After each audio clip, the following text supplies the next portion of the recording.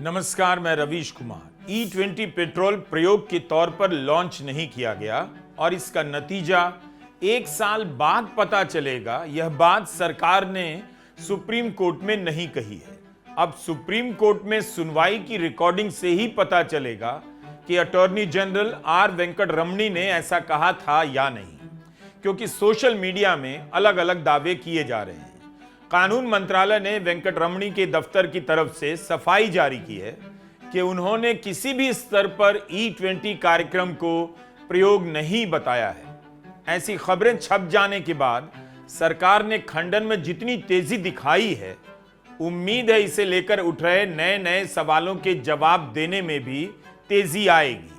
क्या आपको पता है कि आप पेट्रोल भरा रहे हैं, उसमें 20% इथेनॉल मिला है? आज की तारीख में कितने कार मालिकों और बाइक स्वामियों को मालूम है कि उनकी गाड़ी में जो पेट्रोल भरा जा रहा है उसमें 20% इथेनॉल है और उसका माइलेज से लेकर इंजन तक पर असर पड़ रहा है। यह इंडियन ऑयल का पेट्रोल पंप है। यहां कहीं भी नहीं लिखा कि E20 पेट्रोल है, पुरानी लेबलिंग से ही काम चल रहा है। लेकिन एक अन्य पेट्रोल पंप पर दिखा, वहां पर E20 पेट्रोल लिखा है।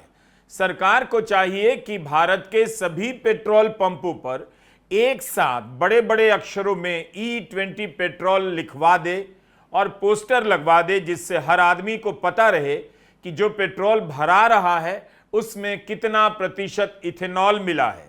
आशंकाओं का समाधान भी करे। जैसे ये जर्मनी के एक पेट्रोल पंप का वीडियो है। यहां साफ साफ लिखा है कि कौन सा पेट्रोल E10 है और कौन सा बिना मिलावट के।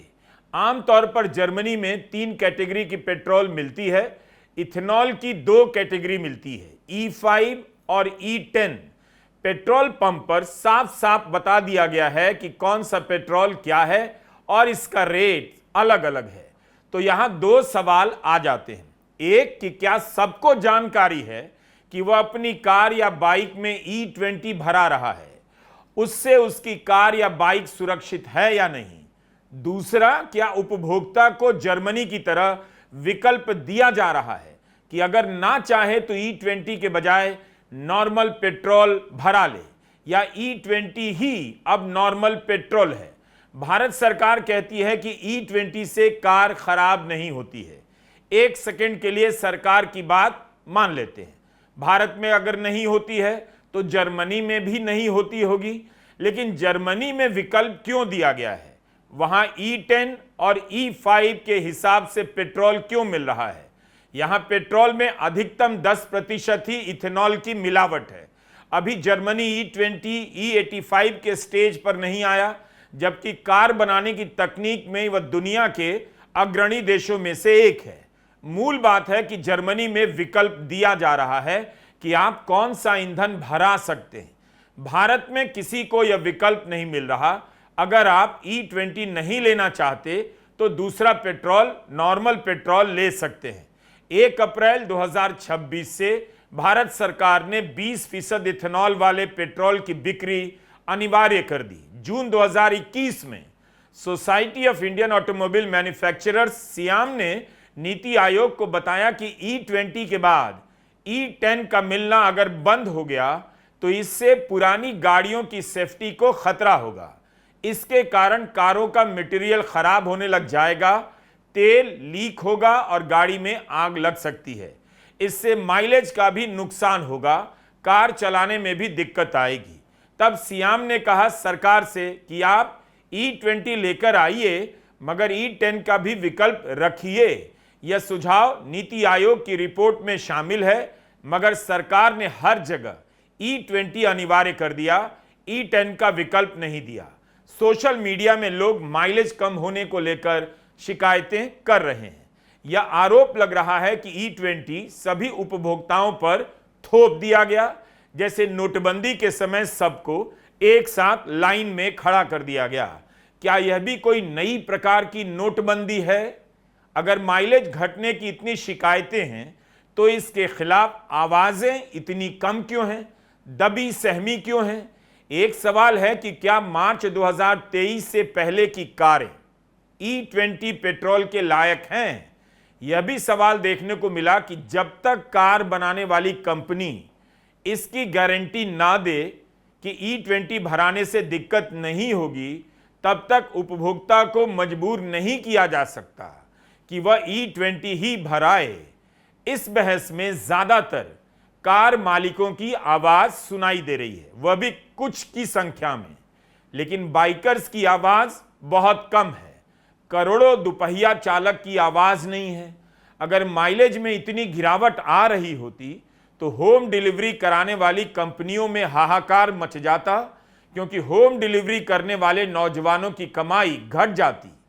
ऐसे ही वे न्यूनतम कमाई पर गुजर बसर कर रहे हैं। अगर माइलेज कम होगा तो उन पर बुरा असर पड़ेगा। क्या ऐसा हो रहा है? हमारे पास इसकी कोई जानकारी नहीं है। बेशक सोशल मीडिया में ऐसी अनेक कहानियां भरी पड़ी हैं कि इंजन की क्षमता खराब हो गई है। हम उन कहानियों की अपने स्तर पर पुष्टि नहीं कर सकते, ना ही हम इस विषय के जानकार हैं। लोगों ने यही शिकायतें की हैं कि इंजन में नॉकिंग होती है, माइलेज घट जाता है। आम उपभोक्ता का हर लीटर, प्रत्येक लीटर पेट्रोल और डीजल खरीदने में ज्यादा पैसा खर्च हो रहा है, क्योंकि वाहन की दक्षता और उसकी उम्र कम होती जा रही है। मुदित अग्रवाल दिल्ली कांग्रेस के उपाध्यक्ष हैं। इन्होंने ट्विटर पर लिखा है कि इनकी स्कोडा स्लाविया कार सड़क पर खड़ी हो गई, स्टार्ट नहीं हो पाई। कार को खींचकर सर्विस स्टेशन लाना पड़ा। सर्विस स्टेशन ने बताया कि पेट्रोल में इथेनॉल की ज्यादा मिलावट से फ्यूल पंप डैमेज हो गया है और अब दिक्कत कर रहा है। हर दिन इस तरह की शिकायतें लेकर 6-7 कारें सर्विस स्टेशन आ रही हैं, जिनके फ्यूल पंप बदले जा रहे हैं। ऐसा लगता है कि सरकार ने कुछ सोचा नहीं, कोई अध्ययन नहीं किया कि जो मौजूदा कारें हैं उनमें इथेनॉल मिलावट वाला पेट्रोल डालने से क्या असर पड़ेगा। कार के मालिकों को पैसे का नुकसान हो रहा है। 2 दिन पहले दिल्ली की सड़कों पे जाते हुए गाड़ी खराब हो गई।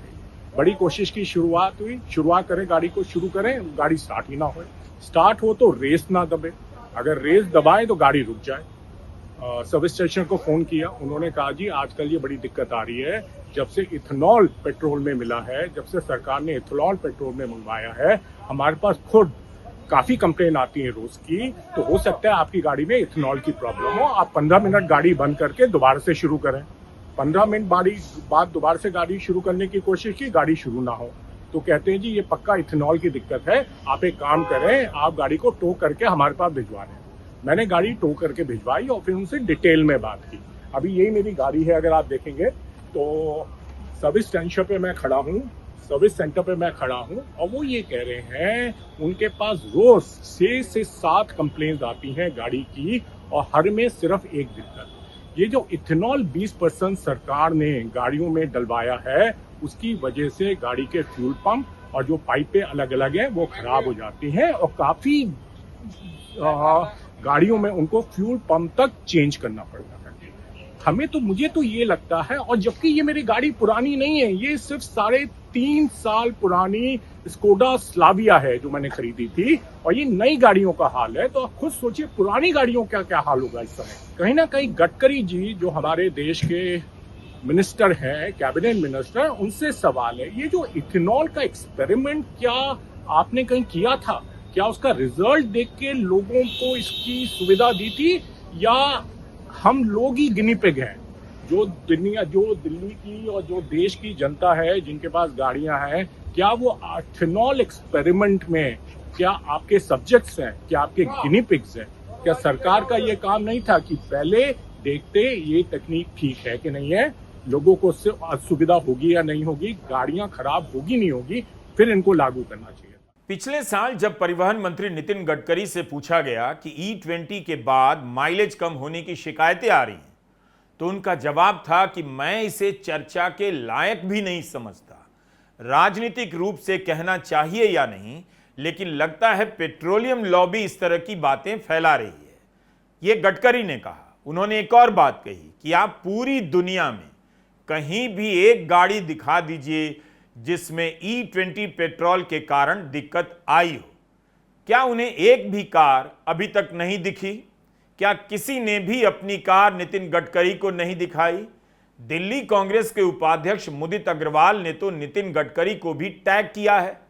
जिस तरह से सरकार ने पूरी ताकत से इन खबरों का खंडन किया है कि सुप्रीम कोर्ट में उसने ऐसा कहा ही नहीं कि इथेनॉल की मिलावट प्रयोग के तौर पर की जा रही है और उसका असर 1 साल बाद पता चलेगा, उसी तरह से इन सवालों के जवाब भी सरकार को देने चाहिए। मुदित अग्रवाल कह रहे हैं कि सर्विस स्टेशन पर ऐसी और शिकायतें आई हैं, लेकिन कोई सर्विस स्टेशन बोल नहीं पाएगा कि आज के भारत में कार कंपनियां, उनके सर्विस स्टेशन के लोग बोल सकते हैं कि E20 के कारण कितनी समस्या है। यही बोलेंगे सब ठीक है। इसीलिए अंदाजा लगाना मुश्किल है कि किस पैमाने पर कार और बाइक में E20 से खराबी आ रही है। 2 बातें हो सकती हैं, या तो यह समस्या इतनी बड़ी नहीं है, या इतनी बड़ी होने के बाद भी इसे सबकी आंखों के सामने दबाया जा सकता है। 23 जून 2026 को मोदी सरकार ने कहा कि इथेनॉल ब्लेंडिंग कार्यक्रम को वैज्ञानिकों की मंजूरी हासिल है।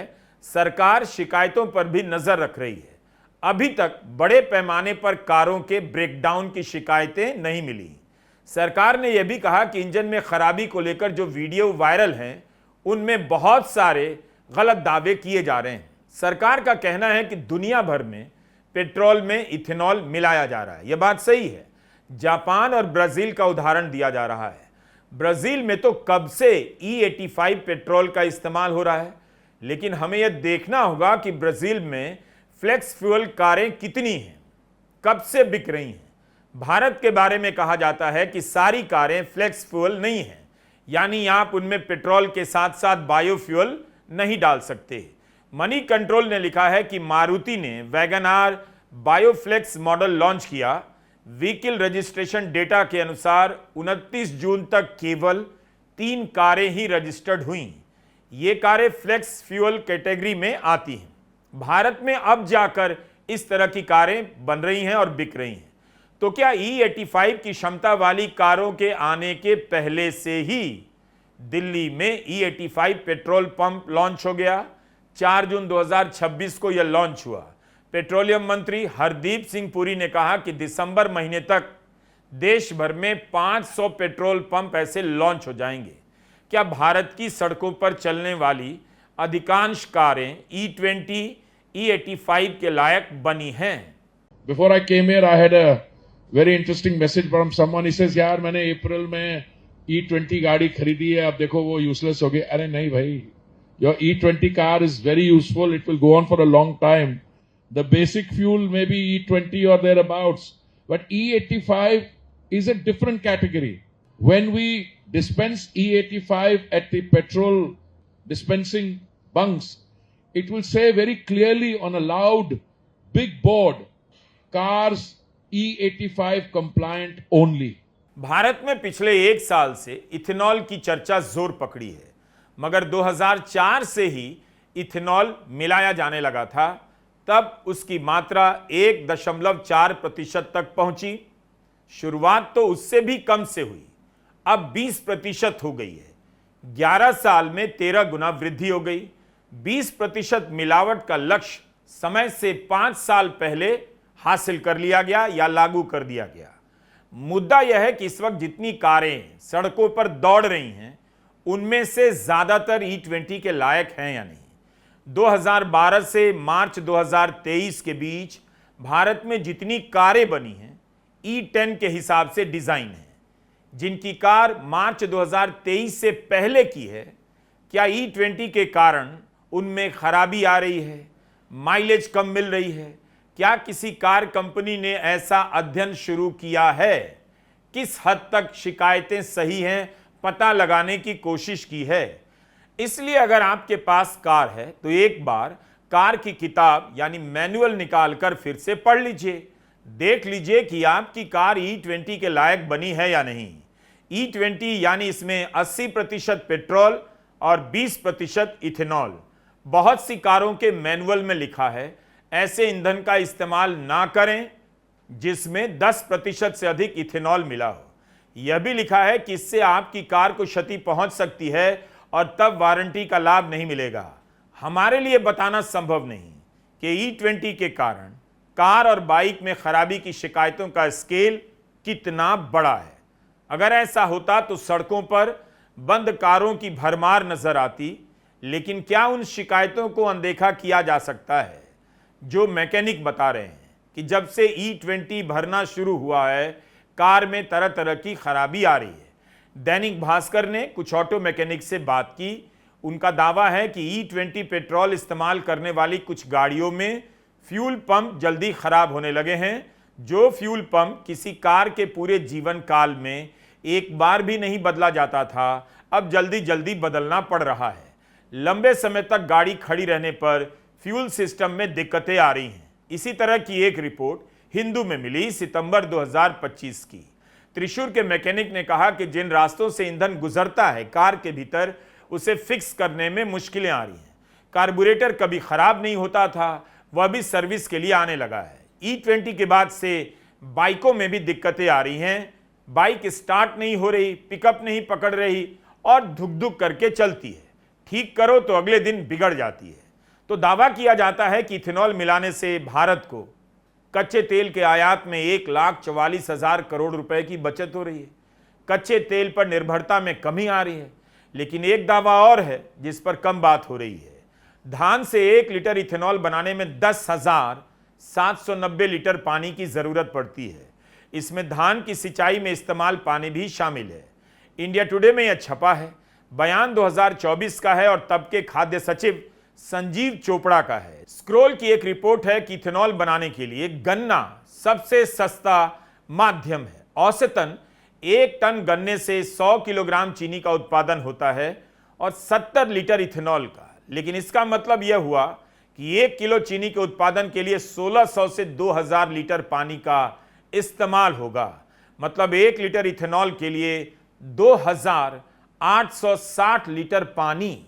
भारत में ज्यादातर इथेनॉल मक्के से बनता है और इसकी खेती में भी पानी का इस्तेमाल ज्यादा होता है। हमने ये वीडियो क्यों बनाया?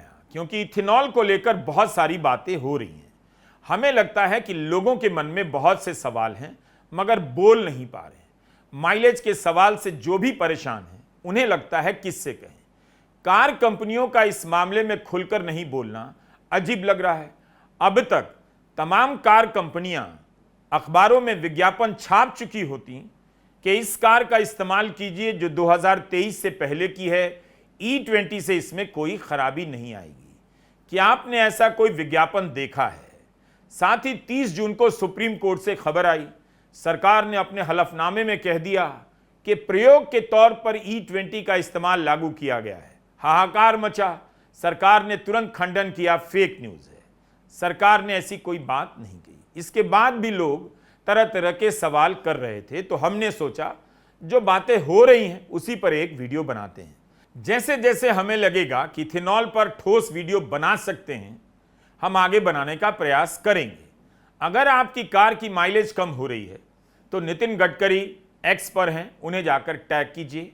पेपर लीक हो गया कंट्री में, पेट्रोल लीक होने लगा है, हम अकेले क्या कर सकते हैं? तो आप भी सब्र कीजिए।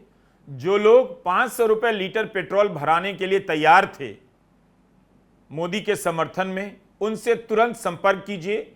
आपकी सोसाइटी में जरूर मिल जाएंगे। उन्हें घर बुलाइए, उनसे अपना दुख जाहिर कीजिए। मुझे पूरा यकीन है आपका दुख हल्का हो जाएगा।